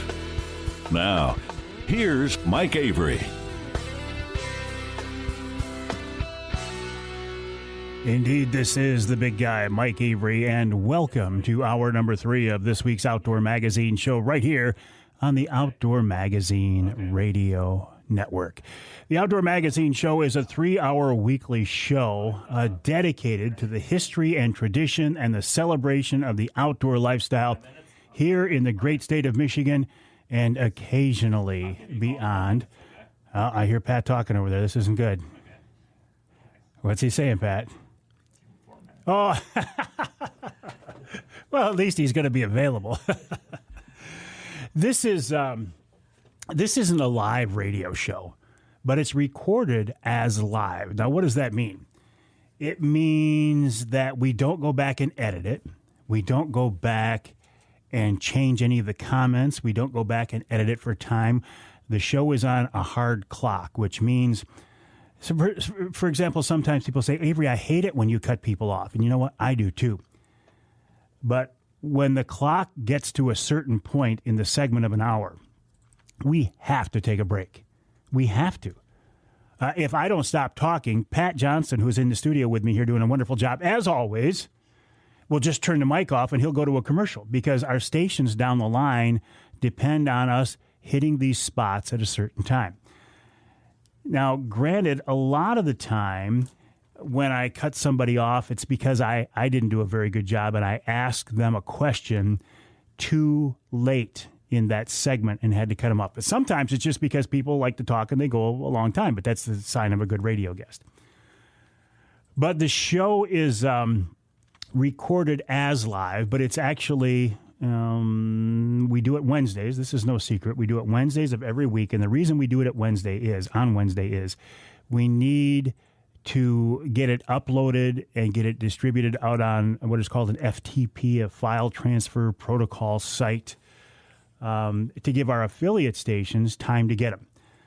And in the case right now, we're going to be talking with Mike Thorman of the Michigan Hunting Dog Federation. And he's on the road. Now, cell phones have allowed us to really expand the way we do the show. You know, if there weren't cell phones, I'd have to have somebody in their office or in their home. And would really limitate our availability. These days, everybody's on a cell. We can talk to people on Lake Michigan, Lake Huron. We can talk to them in the middle of the UP sometimes. But we also have to deal with what cell phones bring us. And in this case, Mike Thorman is right on the edge of a cell. So we're giving him a few more minutes to keep driving to get into a better cell so we can reach him. He is with the Michigan Hunting Dog Federation. They don't have a website, but they have a Facebook page, facebook.com/the-MHDF for Michigan Hunting Dog Federation. This whole concept of hunting dogs I find fascinating because I grew up over hunting dogs. Upland game bird dogs, primarily pheasant dogs, and they were always English setters. We had 2 or 3 English setters when I was a kid for pheasant hunting. And people who hunt pheasants or they hunt waterfowl or they hunt upland game birds over dogs are somehow they're revered. They're considered in some circles the upper echelon of the sporting world, of the hunting world. And these poor folks who run hounds for coyotes or bears or something, or coons or whatever, are sometimes looked down on as rednecks, to be honest with you. And I think that is unfortunate. But the Michigan Hunting Dog Federation has been formed to support all of these people who run dogs. The waterfowl hunters, the houndsmen, the upland game bird hunters. Because in my mind, they're all equal. However you choose to enjoy the outdoors with whatever tool, whatever canine companion, whatever, as long as it's legal, I'm all in favor of it. As I say, Mike is with the Michigan Hunting Dog Federation. He joins us now on the Outdoor Magazine phone line. Mike, welcome back. You had me a little nervous there for a minute. I had myself nervous. I thought this is a nice opportunity, and I would pass through a bad area, but I think we're good to go now. I think we are good to go now, Mike. Hey, listen, tell me a little bit about your group. I was giving a brief intro while we were looking for you, but tell me more about your group.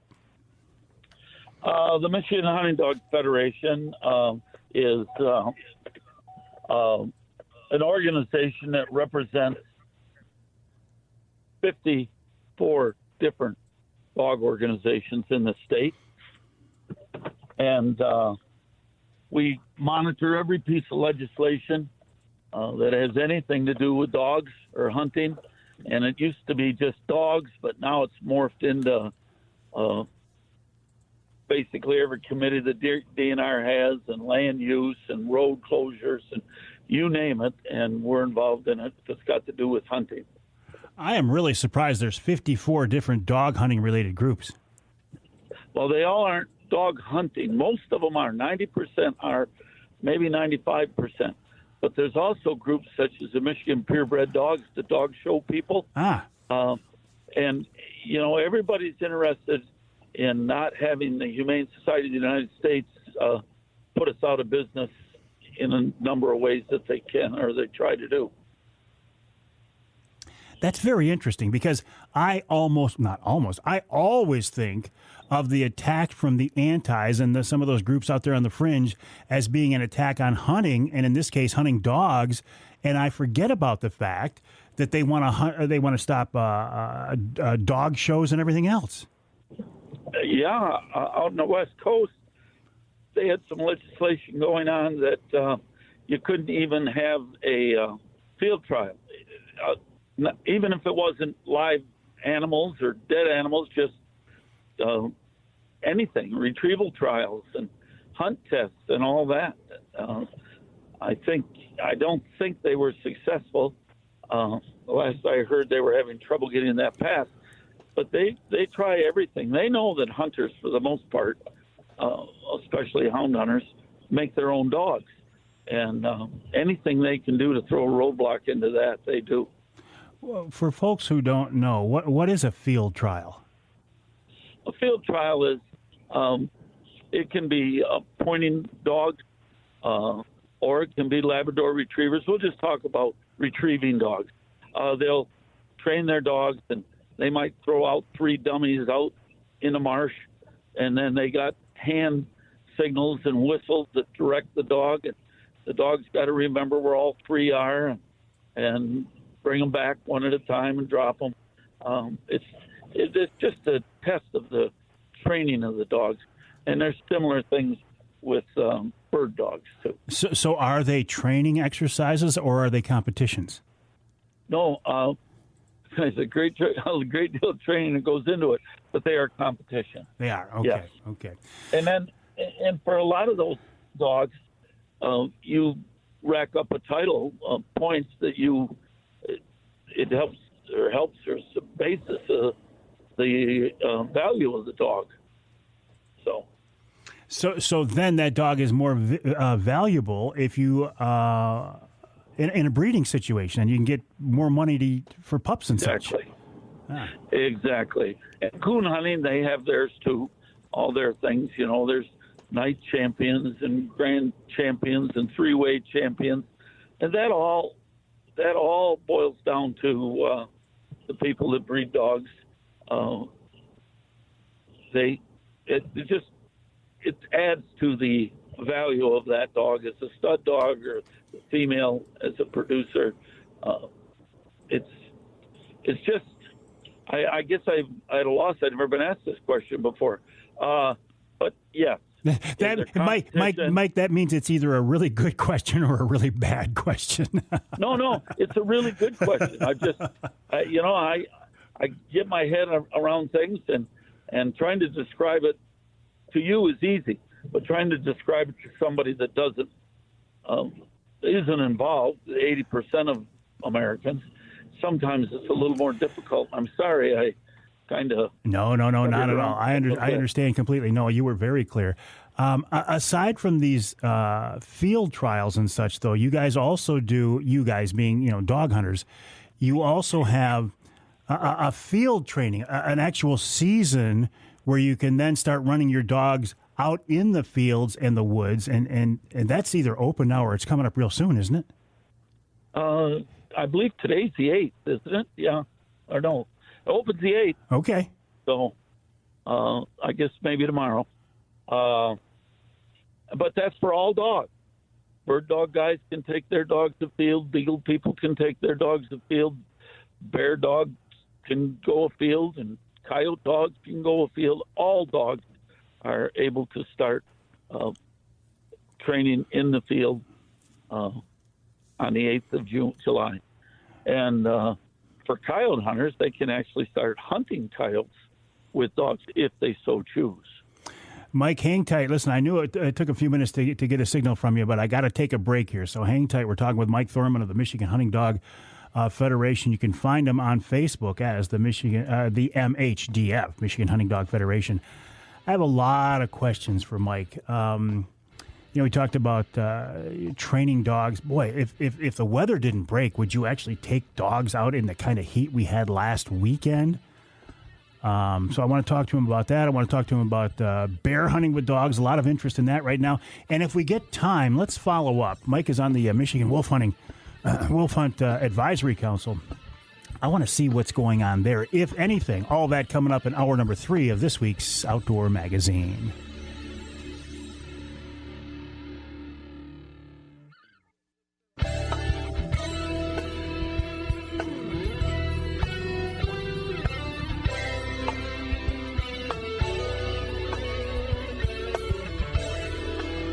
Welcome back to Outdoor Magazine. We're in the studio during the break. Pat Johnston and I were discussing the merits of whether or not you include onions in any particular recipe.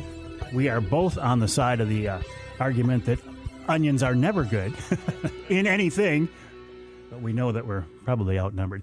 You can hear the Outdoor Magazine show in Houghton Lake on two stations, the Twister 92.1 WTWS and 98.5 WUPS. And you can hear us in Holland, Michigan, that is, on WHTC, again, two stations, 1450 AM and 99.7 FM. When I say Holland, you know what? You could also hear the show in Holland, the country, in Europe, but you'd have to listen to it as a podcast, right? This segment of Outdoor Magazine is brought to you by Wilds Plumbing and Heating. From plumbing, heating, air conditioning, ductwork cleaning, sump pumps, new furnaces, what do they call them? A split. I don't know why they call it a split. But at our house, in our 3-season room, which is kind of more like a 4-season room, we've got a combination unit. It's a furnace, a little mini furnace, and an air conditioning unit. And the folks from Wilds put that in for us as well. So basically, anything to keep your house comfortable and dry and running smoothly, the folks at Wilds can help you out, as they have for me for many years. Check them out online at wildsplumbingandheating.com. That's wildsplumbingandheating.com. While you're online, I would encourage you to check out my website, MikeAveryOutdoors.com. I've said this for a few weeks now, but very soon we're going to get serious about kind of a revamping of that website. It's not a bad website. The information there is all solid. It's good info. I just want to change the way it looks a little bit. MikeAveryOutdoors.com. And then head on over to Facebook. Everybody's on Facebook, right?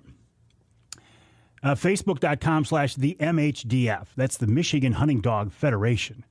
Mike Thorman is with the Michigan Hunting Dog Federation. Mike, before the break, you were talking about, this is the time of year when houndsmen and upland bird hunters and waterfowl hunters can get their dogs out in the field and actually do some training.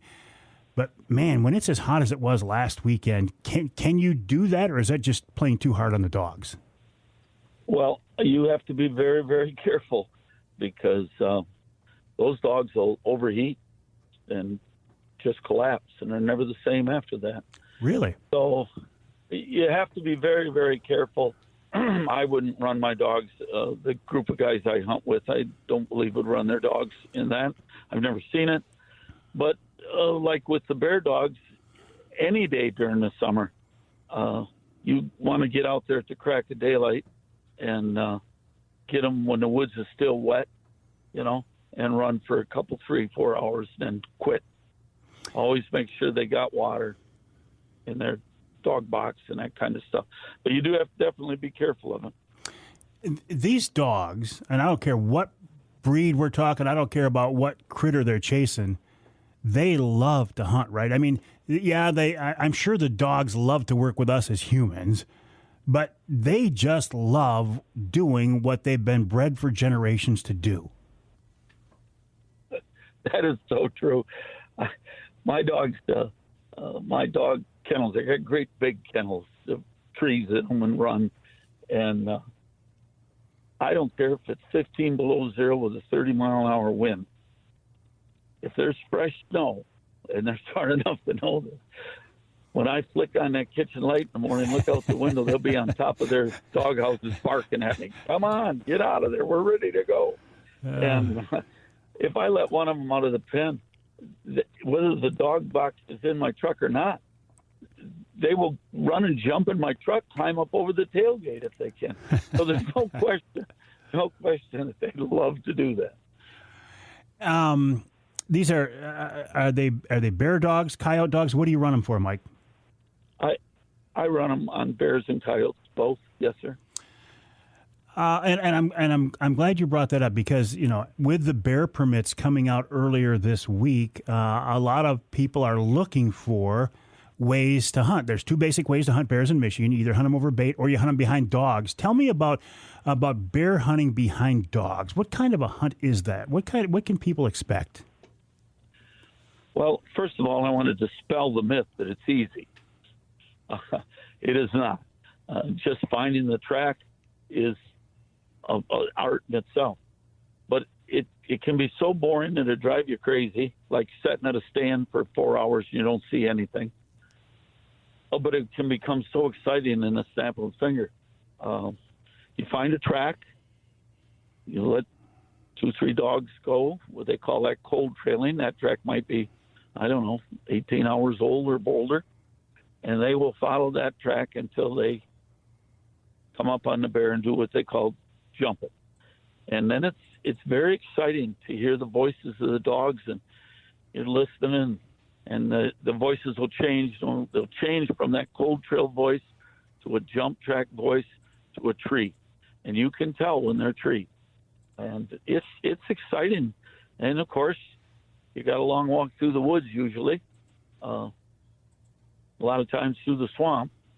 But that's neat too. That's part of it. The things you see as you go through the woods. You're jumping a partridge, or you see a deer, the plants or the mushrooms. Some guys carry a onion sack with them and pick mushrooms on their way in and out.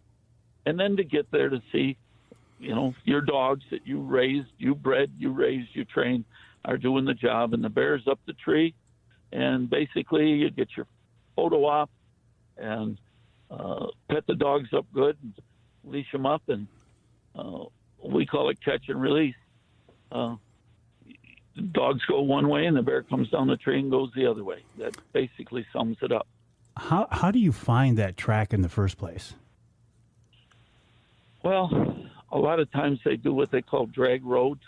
Our crew sometimes uses a old snowmobile track, so it really doesn't dig the road up very bad, but it dusts out every old thing. Personally, we have a chair on the front of the truck. We mount up there a seat, and you have somebody at 2 miles an hour looking for that track. Or there's another way. If you've got a fairly fresh track, the dogs will rig out of the box. They call it rig. The dogs that you're carrying will start barking, and then you get out and examine things really close to see if you can see a part of the track or whatever. Because they lie a lot. Some dogs will only rig on a bear, and some dogs will rig on a bear or a coyote or a bobcat. So you got to check them out. And then the last way is when it's legal to have a bait and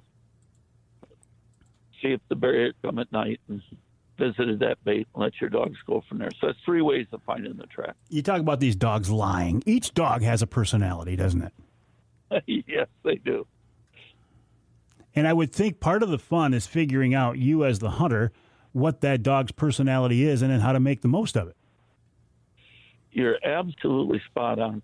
I've line bred my dogs for, I guess, 45, 46 years now. Every dog I own can trace back to the dogs I started with. And you have a litter, but every dog is got a different personality, like you say. I've got a dog named Gus that is more akin to an NFL linebacker. And then I got a dog named Racer. Actually, it's my hunting partner's dog, Avery. And he's more of a, definitely a quarterback type, or maybe a college professor type. I don't know. But they got everything in between. We got dizzy blondes and dogs that are so serious it's crazy. You are absolutely right about everyone has their own personality, and then you got to try to train with that in mind. Now listen, you brought up the idea of getting on a bear track or scent at a bait.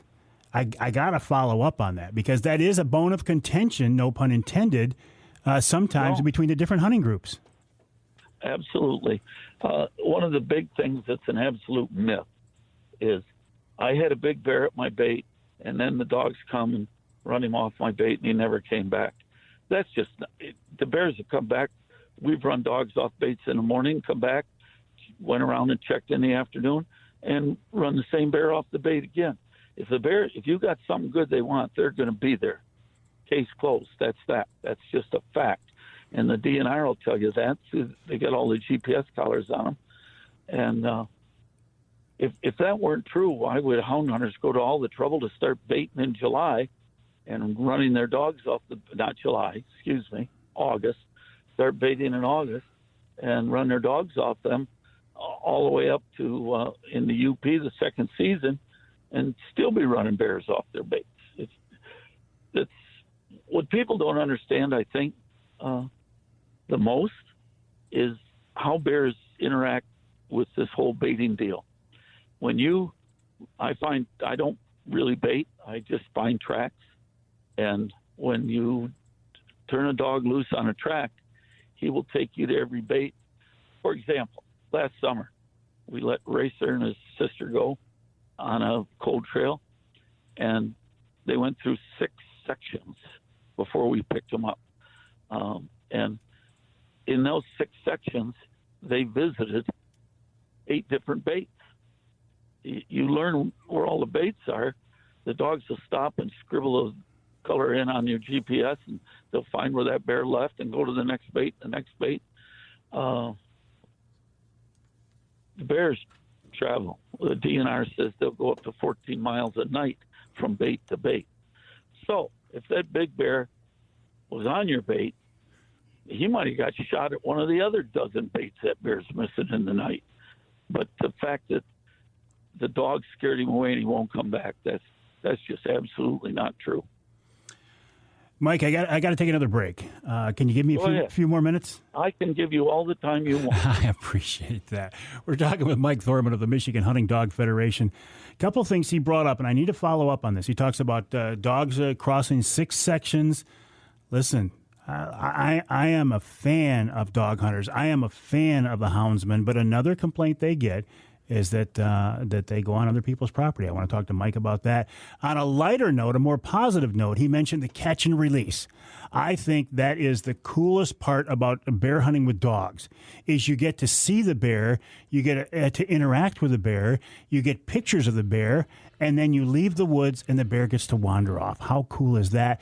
And then I really want to save just a couple of minutes to see if there's any kind of an update on the theory, the concept, the plan, the dream, the hope, the myth, the reality of what could be a Michigan wolf hunt, because Mike is involved in the Michigan Wolf Hunt Advisory Committee. So we'll talk with him about that and much more. Again, go to Facebook, the Michigan Hunting Dog Federation, the MHDF, to learn more about this group. We'll take a break. Lots more coming up. Stay with us.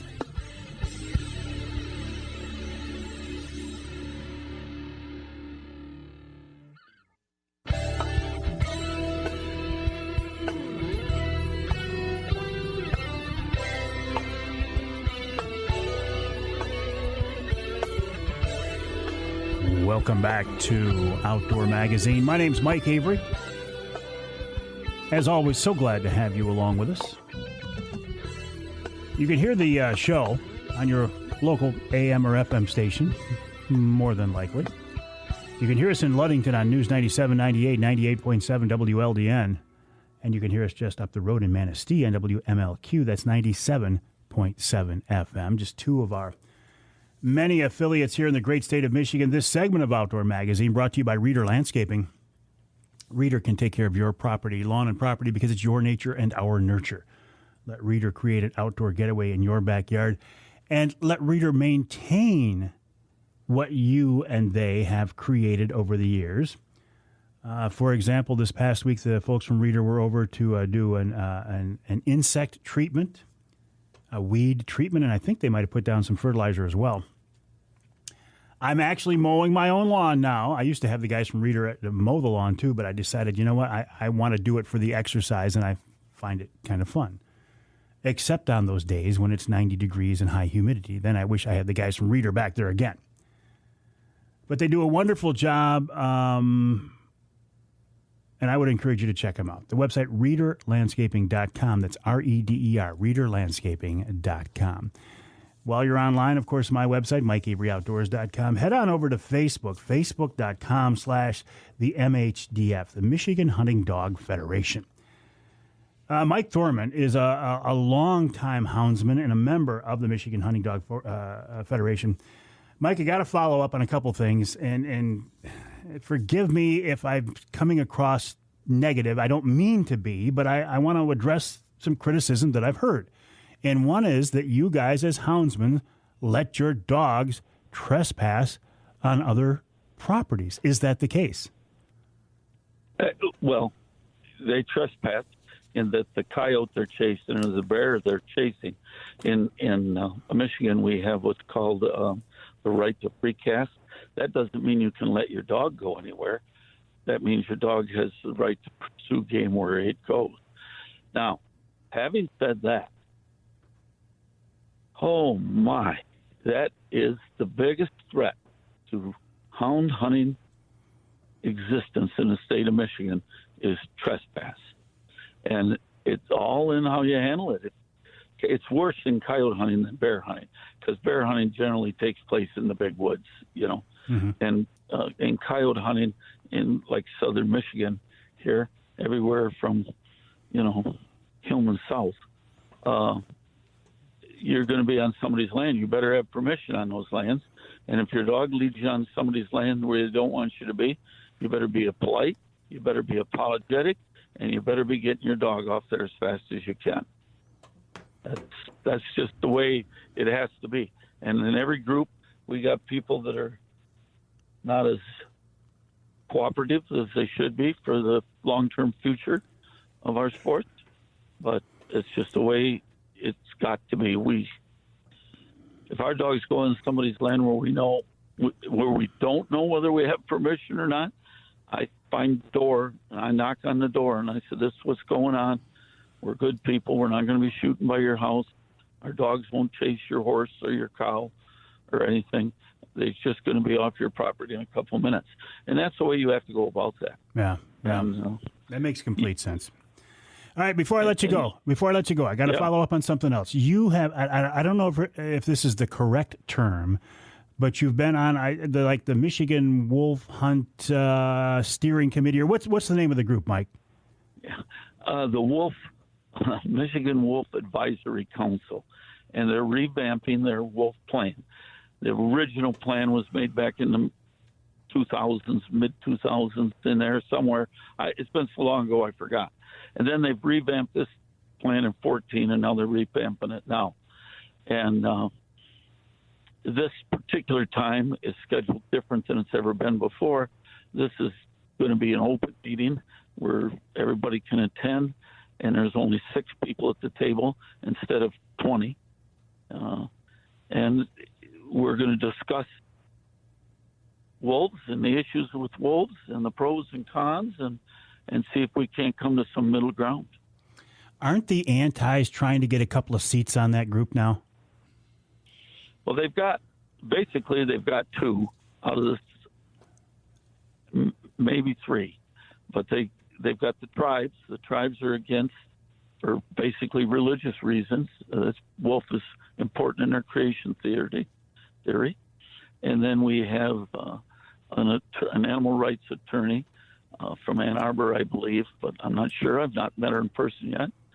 And then we have MUCC representative on there, representing farmers out of the UP is a fellow named Dick Pershinsky, who's lived there and farmed all his life and been very involved in all this stuff.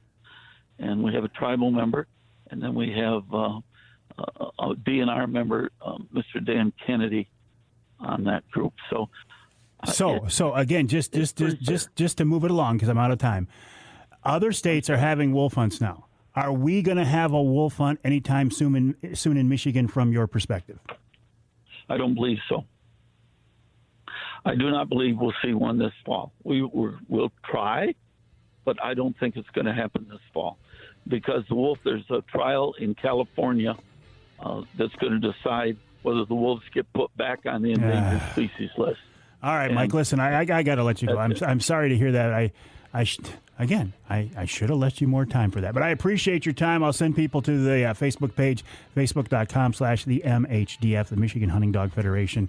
And as always, Mike, appreciate your time. We'll take a break here in the Outdoor Magazine show. Normally, we would come back and wrap it all up with wild game chef extraordinaire Dave Miner. Dave is not available this week, so we'll try to get through without him right here on Outdoor Magazine.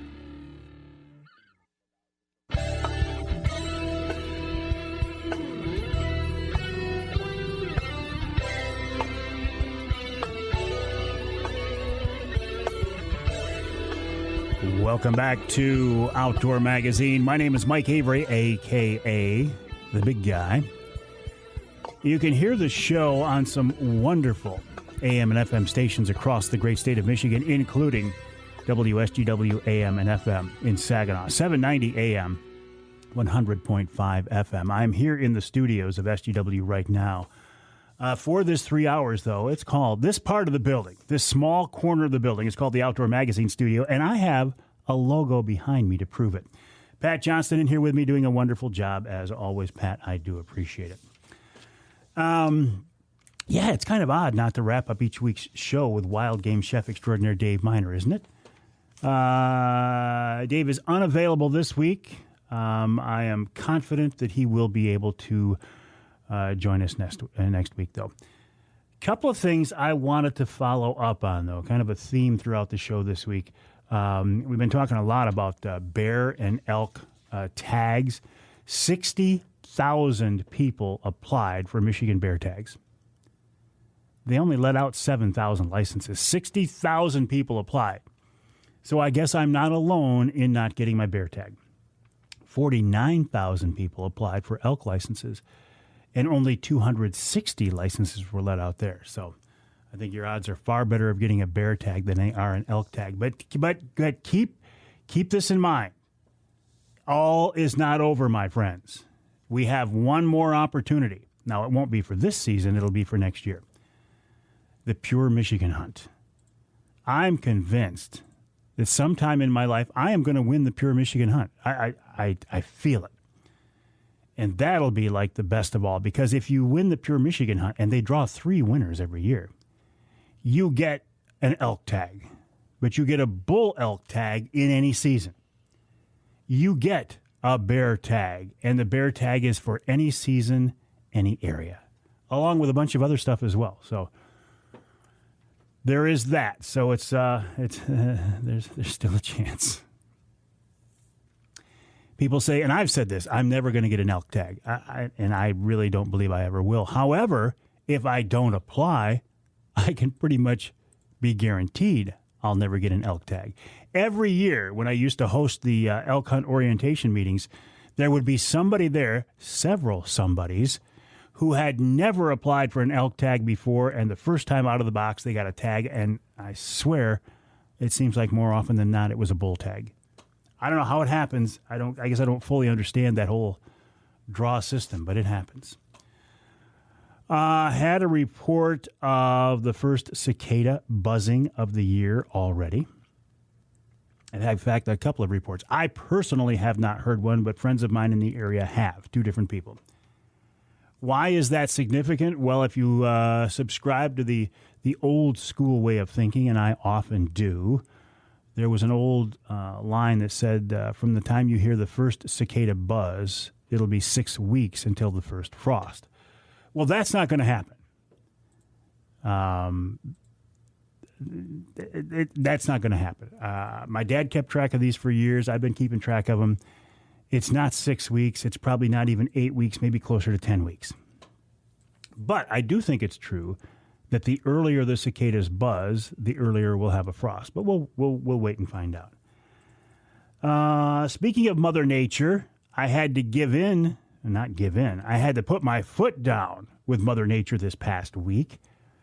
We have a pond behind our house.